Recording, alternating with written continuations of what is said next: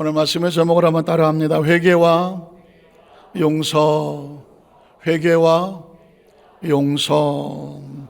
지난주 금요철에 설교 제목을 혹시 기억하실까라고 묻는다면 잔인할까요? 제목이 이랬죠. 회개하는 자를 어떻게 할 것인가? 회개하는 자를 어떻게 할 것인가?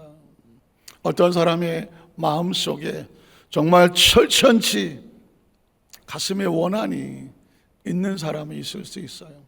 예수를 믿고 구원받고 하나님의 자녀가 되고 직분을 가졌음에도 불구하고 여전히 내 마음속에 도무지 용서할 수 없는, 용서가 되지 않는 그런 가슴 아픔을 안고 있는 사람 있을 수 있죠. 손들어 보라고 하지 않을 거예요. 어쩌면 이것도 치열한 전투일 수 있어요.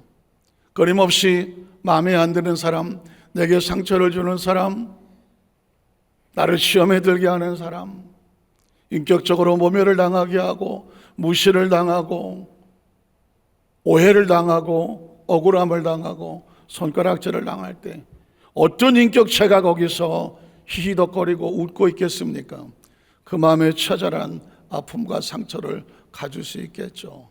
분노를 표출하지 않는 것, 보복하고 복수하지 않는 이유는 딱 하나. 크리스천의 결론은 어떤 경우에도 뭐 할 수밖에 없다. 그럴 줄 알았어. 안 되는 걸 얘기하라고 그러니까는 크리스천은 이미 결론은 용서해요. 한번 따라하세요. 용서, 용서, 용서.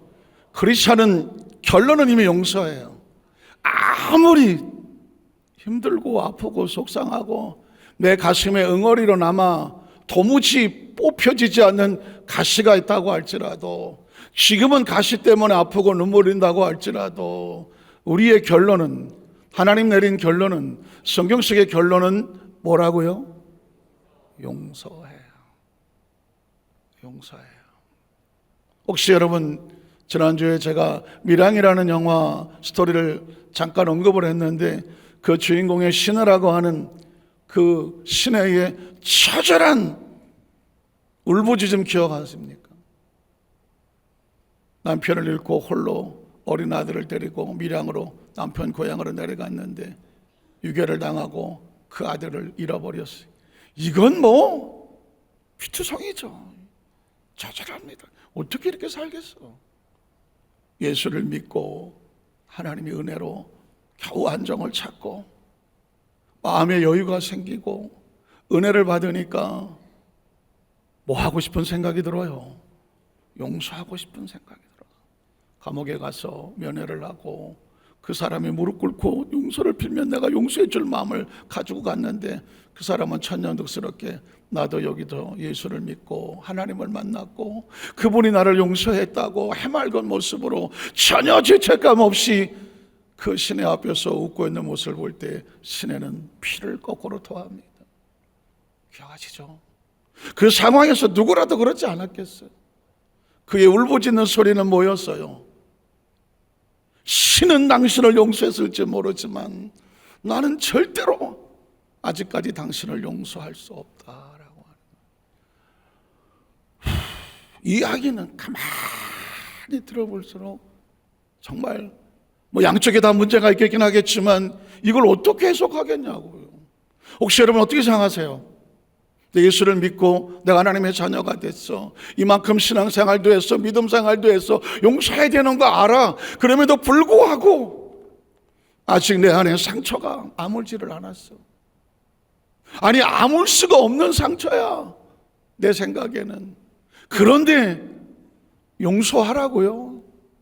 그 사람은 용서를 받았다고 희덕거리는데 난 왜 용서가 안 될까요? 혹시 이런 부분 때문에 가슴 아파 울어본 기억은 없으십니까? 제가 지난주에 그래서 고린도 교회 이야기를 했습니다. 크리스천 성도들이 안타깝게도 육으로 살던 걸 그대로 교회 안에 가지고 들어와서 영의 통제를 받지 못하고 말씀에 따라 움직이지를 못하고 여전히 육신의 생각을 가져와서 그 교회 공동체 안에서도 육으로 살아가. 비판하고 정죄하고 손가락질하고 성적으로 음란하고 타락하고. 교회는 뭐 하는 곳이냐? 영혼을 수술하는 곳이거든. 영혼을 수술하는 곳이거든. 병원에서는 육체를 수술하지만 썩어지고 골마진 거 잘라내야 되잖아요. 암덩어리 잘라내야 되고 고쳐야 되잖아요. 그것도 내 살이라고 자르지 말라고 안 된다고 할 수는 없잖아요. 영혼도 마찬가지거든. 그 영혼이 죄는 암덩어리거든요. 죄는 육신의 쾌락이 있을지 모르지만 영혼에게는 암덩어리예요. 영혼을 살리려면 죄를 잘라내야 되고, 죄를 잘라내려면 칼을 갖다 대야 되니 그 칼이 말씀이 되고 또 성령이 되고 기도가 되고. 잘라내고 돌아오는 사람이 있는가 하면 왜 자르냐고, 내가 암덩어리 걸렸던 말든 당신이 무슨 상관이냐고 덤벼들고 싸우고 어떻게 하냐고. 나간 사람은 어쩔 수 없지만 거기서 회개하고 돌아온 그 사람들을 향하여 교회는 어떤 모습으로 대했을까? 회개하고 왔으니 용서해 주자라고 하는 사람이 있는가 하면 그걸 어떻게 용서하냐? 난 용서할 수 없어. 더 심하게 징계를 해야 돼. 그게 고린도 교회의 상황이었다고 말씀했거든요. 그렇다면 오늘은 그 상황 속에서 바울은 어떻게 결론을 내렸을까? 고린도 교회는 두 쪽이 나서 용서하자, 아니야, 할 수 없어 하고 분쟁이 있었을 때 바울은 어떻게 결론을 내렸을까? 오늘 이 결론은 저와 여러분이 혹시라도 이런 갈등과 아픔과 상처와 그런 고민 속에 있을 때 크리스찬은 어차피 용서라고 말씀을 드렸지만 어떤 과정이 필요한가 함께 살펴보고 은혜 나누기를 원합니다. 고린도서 2장 5절에 보면 근심하게 한 자가 있었을지라도 나를 근심하게 한 것이 아니요. 어느 정도 너희 모두를 근심하게 한 것이니 어느 정도라 하면 내가 너무 지나치게 말하지 아니하면. 사실은 이게 한글인데도 한글이 어려워. 근심하게 한 것이 뭘까요? 교회 공동체 안에서 문제를 일으키면 교회의 근심 덩어리고 목회자의 근심 덩어리고 성도들의 근심 덩어리고 하나님의 근심 덩어리잖아요.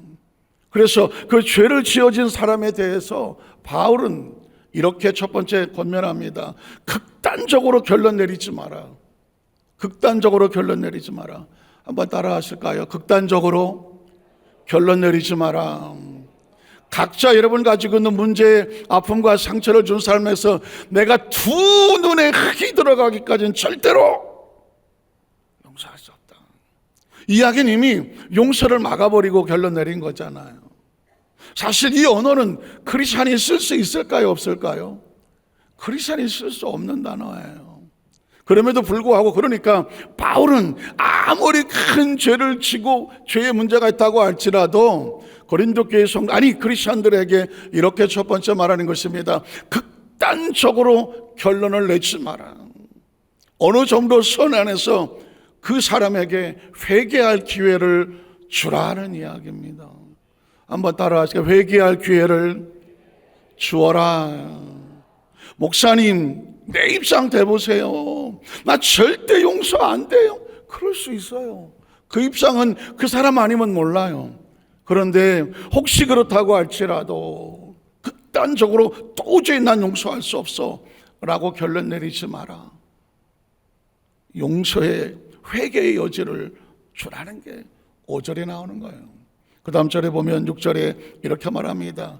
이러한 사람은 많은 사람에게서 벌 받는 것이 마땅하다. 사실은 죄는 반드시 대가가 있어요. 한번 따라 하실까요? 죄는 반드시 대가를 치른다. 대가를 치른다. 기억하셔야 돼요. 나 예수 믿고 구원받았어. 나 용서받았어. 내가 과거에 지은 죄 다 용서받았어. 내가 좀 실수해도 주님이 다 용서해 주실 거야. 말은 감사해요. 그러나 반드시 기억하셔야 돼요. 사람은 무엇으로 심든지 그대로 거두어요. 아멘을 안 하면 불안하기 시작한대. 혹시 이런 얘기 들어보셨습니까? 한번 따라. 값싼 은혜. 값싼 은혜. 오늘날 크리스찬들이 예수 믿고 구원받고 용서받았다, 이 은혜를 값싸게 만드는 거죠. 값싸게 만든다.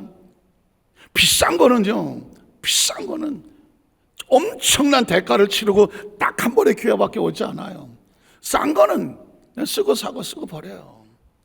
은혜를, 내가 구원받은 은혜를 이 땅에 가장 가치 있는 것을 여긴다면 절대 그 은혜를 소중히 여기고 함부로 취급하지 않아요. 그런데 이 은혜를 값싸게 만들어, 뭐 그 정도 내가 그럴 수도 있는 것이, 내가 무슨 신이야? 내가 완전한 사람이야? 여전히 예전에 세상으로 살고 육으로 살던 그 습관, 그 언어, 그 성격, 그 품성, 그 행동, 그 판단, 그 가치, 사고방식 똑같이 살아. 그러면서 딱 하나만 더 붙어. 나 예수 믿어. 무서운 이야기입니다. 때로 크리스찬들에게 가장 인식하고 있어야 되는 것은 죄는 반드시 사망이다. 죄는 반드시 사망이다. 그래서 죄에 대해서 알레르기가 있어야 돼. 죄를 무서워해야 돼. 죄를 싫어해야 돼. 죄를 미워해야 돼. 이 죄가 잘못 손대면 내 영혼을 무너뜨리고 내 가정과 사업까지 무너뜨린다는 데서 인식이 있어야 절대 가까이 가요, 안 가요? 안 가요. 죄가 만만하니까 가지고 노는 거예요. 죄가 그냥 별로 이렇게 부담이 안 되니까 들락날락 하는 거라고요. 죄의 대가는 반드시 벌이 따라와요. 그래서 어떻게, 내가 그 사람을 용서하든 용서하지 않든 그 사람은 그 죄로 인해서 벌을 받게 되어 있어. 이걸 머릿속에 기억하셔야 돼요. 여러분이 저와 여러분이 하얀 옷을 입었어. 하얀 옷을 입었는데 벽에 시커멓게 묻어있는데 거기에 스치면 어떻게 될 것 같아요? 하얀 게 어떻게 될 것 같아요? 시커멓게 버려요. 이걸 아는 사람은 절대로 그 골목 같아 지나갈 때 벽에 닿아요, 안 닿아요? 안 닿아요. 이걸 모르는 사람은 그리고 나서 빠져나온 다음에 내 옷이 왜 이래? 왜 이렇겠어요? 지멋대로 해집고 다녔으니까 그랬지. 그걸 영혼이라고 생각해 보세요. 내 영혼을 소중히 여기는 사람은 내 영이 상처 입을 일을 하지 않아요. 가기 전에, 이미 행동하기 전에, 말하기 전에, 판단하기 전에, 결론 내리기 전에 내 영혼이 이걸 어떻게 보호하나, 어디서 이게 상처 입을 일 없나, 오염될 일은 없나, 내 영혼을 가장 가슴에 끌어안고 조심하게 간다고요.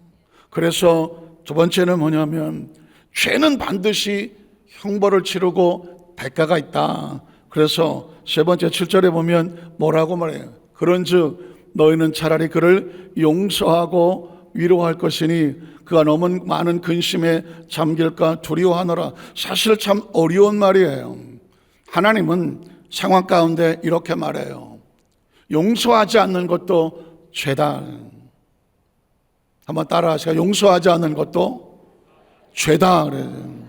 왜냐하면 용서는 이미 결론, 그렇지 않으면 무조건 결론은 용서예요. 용서 안 하고 천국은 절대로 못 가요. 기억하셔야 돼요. 아니 내가 용서를 안 했는데 혹시 내가 천국을 갔다? 근데 그놈이 거기 와 있어. 이거 어떡할 거야 이거? 나 저 새끼 꼴보기 싫어서 나 도로 내려갈래요? 그럴 거예요? 안 되는 거예요. 크리스찬은 이 땅에서 마지막에 다 털고 가셔야 돼요. 다 용서하고 가셔야 되는 거예요. 그런데 그 용서를 하지 않으면 죄송하지만 용서하지 않은 그게 천국문을 막을 수도 있어요. 그 전에 제가 이름은 말할 수 없지만 이름만 대면 아시는 아주 유명하신 분인데 갑자기 제 문자에 김영희 목사님, 그동안 제가 혹시라도 목사님에게 실수한 거나 힘들게 한 거나 마음 아프게 한 거나 어떤 것이라 하나도 있다고 하면 저를 용서해 주세요. 목사님을 위해서 늘 축복하며 기도하겠습니다. 그런 문자가 왔어요. 그런 문자를 저에게 보낼 위치가 아니에요. 그분 저보다 한참 위에 계시는 분인데, 근데 그런 문자를 받았어. 이거 뭐지? 어떤 생각이 드세요? 딱 마음에 드는 게, 이분이 돌아가실 때가 됐나? 사람이 죽을 때가 되면 마음을 곱게 쓴다거든요. 그냥 혼자 생각해. 돌아가실 때가 됐나? 그리고 잊어버렸어요. 다음에 봤는데 그런 표정이 아니셔. 왜 이런 문자를 보냈지? 나중에 알았어. 그분이 암 선고를 받으셨어. 암 선고를 받으셨어. 그래서 한두 달밖에 살지 못하는 그런 선고를 받으셨어. 그때 그분이 병상에서 나한테만 보낸 게 아니야. 생각나는 모든 분들에게 그런 문자를 다 썼더라고. 그런데 수술이 잘 됐어. 2, 3년 더 사셔. 그러니까는 다시 병원에 가셨을 때는 이 문자를 보낸 얼굴하고 좀 달라. 결국은 이제 몇 년 뒤에 돌아가셨어.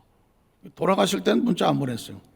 왜 그러나 그때는 문자를 보낼 상황도 없이 산소마스크 쓰고 돌아가셨어. 그때 깨달은 게 있어요. 마지막에 이르면 제일 먼저 생각나는, 마지막에 여러분 인생의 마지막에 뭐가 생각나냐면요, 내가 가슴 아프게 했던 사람들, 내가 가슴 아프게 했던 사람들이 생각이 난대요. 그래서 그 사람들한테 용서를 구하고 싶더래요. 한번 따라하실까요? 건강할 때 용서하자. 건강할 때 문자 보내세요. 건강할 때 전화하셔서, 건강할 때 찾아가셔서 용서를 빌고 있으면 건강할 때 하세요. 그리고 용서해 줄 거 있으면 건강할 때 하셔야 돼요. 사람이 마지막으로 세상을 떠날 때 요즘은 대부분 요양원 거쳤다가 중환자실 들어가면, 중환자실 들어가서 이거 꽂으면 그걸로 끝이야. 절대 중환 이거 꽂았다가 거기서 살아나올 거의 없어요. 저희 아버님 경험을 해보니까 일단 중환자실에 들어가서 꽂으면 끝이더라고. 그게 마지막이더라고. 그때 내가 하나도 안 되더라고. 이해 가시겠어요? 그래서 오늘 성경 속에서 하는 얘기는, 용서는 하나님의 명령이야. 그리고 용서하지 않는 거는 죄야. 그 죄는 반드시 대가를 지불해야 돼. 자, 아까 시내 이야기를 했습니다. 시내, 밀양하는 시내가, 하나님, 신은, 그 사람을 향해서 신은 당신을 용서했는지 모르지만 난 절대로 용서할 수 없어. 이해 가요. 그러면 제가 밀양 그 감독하고 얘기는 안 해봤지만 밀양2 영화 시나리오를 제가 한번 써볼게요. 그 시내는 감옥에서 돌아왔어요. 저녁에 잠을 잘 수가 없었어요. 도무지 이해가 안 됐어요. 하나님도 원망이 돼요. 하나님 어떻게 이럴 수가 있어요? 내 새끼를 죽였다고요. 감옥에서 고생 다 해야죠. 내가 하나님 은혜 입어서 가서 용서하러 갔는데 천연덕스럽게 하나님 먼저 용서했대요. 하나님 그럴 수 있어요? 내가 용서하는데 어떻게 하나님이 용서를 해요? 난 하나님이 원망스러워요. 하나님 원망할 것 같더라고요. 이건 그냥 제가 지금 시나리오 쓰는 거예요. 그리고 나서 시내는 교회를 나갔을까요? 안 나갔을까요? 하나님이 원망스러운데 교회를 어떻게 가요? 앉아 있을 수가 없는데. 그는 다시 세상으로 돌아갔습니다. 남편도 일찍 떠났고 아이도 없어요. 이제 인생은 들 대로 되라예요. 어느 날 술을 한 잔 걸치고 집으로 돌아오다가 이 정도 내가 사고 내겠어 하다가 그만 어떤 어머니가 아이와 함께 가는데 그 음주 상태에서 아이를 쳤어요. 그 아이가 병원에 입원했지만 끝내 세상을 떠나고 말았어요. 전세가 역전됐어요. 그 아이 엄마는 시내를 붙잡고 있는 욕 없는 욕 다 하면서 내 새끼 살려달라고 난리를 쳐요. 그 감옥에 있는 죄수 앞에서는 당신이 내 아들을 죽였잖아 하고 소리를 질렀지만, 이제는 자기가 자동차 사고로 죽인 그 아이 엄마 앞에 고개를 쳐박고 움직이지도 못해요. 죽을 죄를 졌습니다. 난 당신을 절대로 용서할 수 없어 하고 몸부림을 칩니다. 시내는 거기서 지나간 삶과 지금의 삶과 자신의 삶에서 과연 용서의 진정한 의미는 뭘까? 이제는 용서를 내가 못하겠다 그런 사람이 용서를 구해야만 되는 그런 처지로 전락해버렸어. 혹시 누구 미련 감동하시는 분 있으면 제가 어떤 시나리오 이렇게 썼는데 내용이 어떠냐고 한번 좀 물어보시고, 좀 제가 그 다음도 어떻게 해볼 테니까 저 좀 어떻게 스카웃 걸로 가시면. 어쨌든 이 시내는 그래요. 이건 시내란 여자 이야기보다도 모든 어느 날 내가 용서나 못해 하던 사람이 어느 날 내가 나 좀 용서해 주세요 입장 바뀔 수도 있어요. 그리고 만약에 그 시내가 용서를 하지 않고 그렇게 살아갔다, 사고 안 내고 그렇게 살아갔다고 할지라도 누군가를 마음에 미워하는 사람은 절대로 마음에 편안할 리가 없어요. 미움이란 불과 같아요. 내 속에 모든 걸 태워버려요. 희망, 기쁨, 사랑, 편안함, 다른 사람 관용 없어요. 다 태워버려요. 가슴에 불만 남아요. 미움과 원한과 처처럼 적개심만 남아요. 용서는 왜 용서를 해야 하는가? 용서는 누구 때문에 하는 거예요? 내가 살려고 하는 거예요. 한번 따라하시까? 용서는 내가 살려고 하는 거다. 그래서 그 다음 절에 보면 성경은 우리에게 이렇게 말합니다. 그러므로 너희를 권하노니 사랑을 그들에게 나타내라. 용서의 또 다른 이름을 뭐라고 부른다? 사랑인 거예요. 사랑인 거예요. 사랑이란 뭐냐? 기꺼이 그 사람을 살리기 위해서 내 감정과 내 어떤 것을 주장하지 아니하고 철저히 그 사람 편에 서주는 게 사랑이에요. 그런데 놀랍게도 그 사랑 편에 서주면 누가 살아요? 내가 사는 거예요. 그래서 너희를 권하노니 사랑을 그들에게 나타내라. 그 다음 절에 보면 너희가 범사에 순종하는지 용서하라. 그것이 사랑이다. 그것을 어떻게 순종하는지 그 증거를 알고자 내가 이것을 너에게 썼다. 고린도 교회 성도들이요, 그 사람들을, 아니 그런 사람을 더 용서해야 안 돼요, 더 크게 징계해야 돼요 라고 하는 그 사람들 향하여 주께서 말씀하신다. 사랑해라요. 그리고 그 말씀에 순종해라. 그 순종하는지를 내가 알고 싶어 이거를 썼다. 마지막 10절에 이렇게 말합니다. 너희가 무슨 일이든지 누구를 용서하면 나도 너희 용서하는 자와 같이 하겠고, 내가 만일 용서한 일이 있으면 용서한 그것은 너희를 위해서 그리스도 앞에서 한 거다. 내가 무슨 마음이 좋고 원래 집안이 좋았고 뼈대가 좋아서 내가 당신들을 용서한 것이 아니다. 그리스도의 명령 앞에 순종하면서 그가 원하시기 때문에 나는 용서의 그 편에 서는 것입니다 라고 말씀하는 거죠. 어느덧 말씀을 정리할 시간이 됐는데, 제가 성경 속에서 용서에 대한 것을 몇 군데 찾아봤어요. 여러분 어떻게 생각하세요?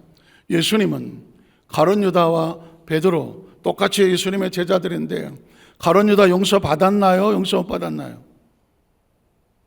용서를 못 받았습니다. 베드로는 용서 받았나요? 용서 받지 못했나요? 베드로는 용서를 받습니다. 도대체 뭐가 다를까요? 물론 성이 달라요. 가시고 배시고 좀 달라요. 그런데 이 베드로와 가룟 유다는 뭐가 다르느냐? 베드로는 회개를 합니다. 그러나 가룟 유다는 회개를 하지 아니하고 후회를 합니다. 후회에는 용서가 없어요. 용서에만 용서가 따라요. 그리고 가룟 유다는 예수를 죽이려고 한 사람이에요. 베드로는 예수를 죽이려고 한 것이 아니라 자기가 살려고 도망을 친 사람이에요. 때로 사람들은 자기 살려고 도망칠 수 있어요. 베드로처럼. 그러나 예수를 죽이려고, 교회를 대적하려고, 하나님의 사람들에게 대적하려고 하나님 나라를 대적하는 사람은 그렇게 많지 않아요. 그 샘플이 가룟 유다예요. 가룟 유다는 그렇게 예수를 십자가에 못 박으라고 팔고, 그리고 그 일을 하려고 나갔을 때 성경은 말하기를 두 군데 그가 나갔을 때 밤이었더라. 그가 나갔을 때 마귀가 그 속에 들어갔더라. 마귀가 그 속에 들어가면 하나님 일을 대적하거나 하나님의 나라를 대적하거나 교회를 대적하거나 예수를 대적하는 것은 정상은 할 수 없어요. 마귀가 들어가고 악한 영이 들어가야 그 일을 해요. 결국 가룟 유다는 예수님으로부터 용서받지 못합니다. 전 가슴 아픈 단어가 뭐냐면 너 하고 싶은 대로 해. 한번 따라 하실까요? 너 하고 싶은 대로 해. 예수님의 리더십 가운데에 찾아가서 이른 양 찾아가서 데려오는 리더십이 있어요. 어떤 사람은 찾아온 그 사람을 용서해 주는 리더십도 있어요.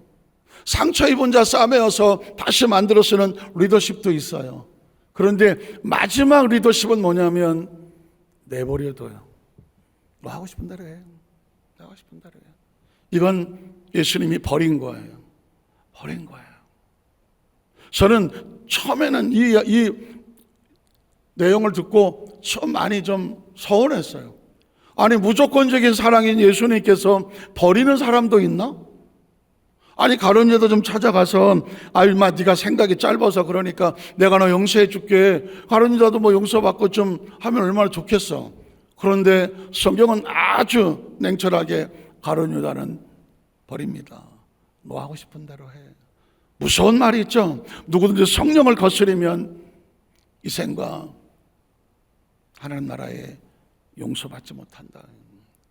그냥 하나님은 바보처럼 너도 용서하고 너도 용서해주고 너도 용서해주고 그냥 뭐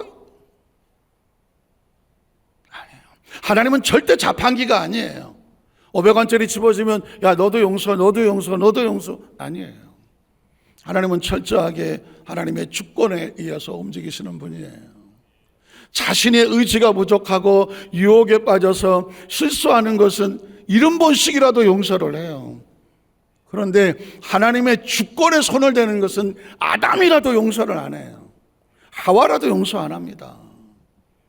이건 하나님의 마지막 보루예요. 하나님의 주권에 손을 대는 것은, 하나님의 주권에 대적을 하는 사람은 어느 누구라도 용서하지 않아요. 아니 용서할 수가 없어요. 하나님의 주권을 대적해갖고는 천국에 들어갈 수도 없고 같이 있을 수도 없어요. 자기가 주인이라는데 하나님이 어떻게 동행을 하겠어요. 그러나 베드로는 예수를 대적한 게 아니에요. 육이 살고 싶어서 모른다고 부인하고 도망쳤을 뿐이에요. 예수님은 베드로를 찾아가서 묻죠. 너 아직도 나를 사랑하느냐고 묻는 얘기는 네가 다시 나를 주권자로 인정해 줄 수 있겠느냐고 묻는 질문과 같죠. 거기서 비로소 내가 주를 사랑하는 줄 주님이라고 고백을 3번 합니다. 사랑은 못하지만 자신이 없지만 주님이라고 고백을 하잖아요. 그게 달랐던 거예요. 오늘 말씀 속에서 뭐 여러 가지 많은 말씀이 있을 수 있겠지만 요한복음 8장에 보면 현장에 가늠한 여인을 놓고 잘 아시는 내용이죠. 예수님께서 너희 중에 죄 있는 자가 돌로 쳐라 이야기 뭐예요? 누구도 돌을 던질 사람은 없어요. 누가 누구를 향해서 돌을 던지겠어요? 그런데 예수님께서 그 여인을 부르시면서 이 말은 기억하세요. 나도 너를 정죄하지 않는다. 아직은 희망이 있는 거예요. 아직은 희망이, 용서에는요 희망이 있어요.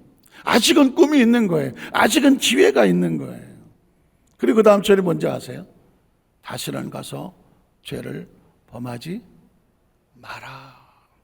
죄가 너의 희망을 깨트릴 거야. 죄가 너의 꿈을 깨트릴 거야. 죄가 너의 미래를 무너뜨릴 거야. 그러니까 용서가 있을 때 다시는 죄를 범하지 마라. 오늘 하나님께서는 우리에게 이렇게 말씀하셨습니다. 어쩌면 그리스도인들에게 회개와 용서는 너무 많이 들은 단어 있을지 모르지만 기억하십시오. 이건 저와 여러분의 앞으로의 미래와 우리의 생의 존재 자체를, 앞으로 어떤 존재가 될지 누가 알겠어. 그러나 무엇을 선택하느냐에 따라서 우리 앞길이 하나님 안에서 용서의 은혜를 안고 살아가든지 아니면 내가 용서를 하지 아니함으로 인하여 그도 나를 쳐다보지 않는 용서, 바깥에서 피눈물을 흘려야 될지는 저와 여러분의 선택에 달려 있습니다. 매 순간마다 분초마다 신앙은 선택이에요. 하나님 앞에 이 말씀을 들었을 때는 올바른 선택을 해서 올바른 은혜 속에 있는 저와 여러분 되시기를 주님의 이름으로 축원합니다. 기도하겠습니다. 전능하신 하나님 아버지,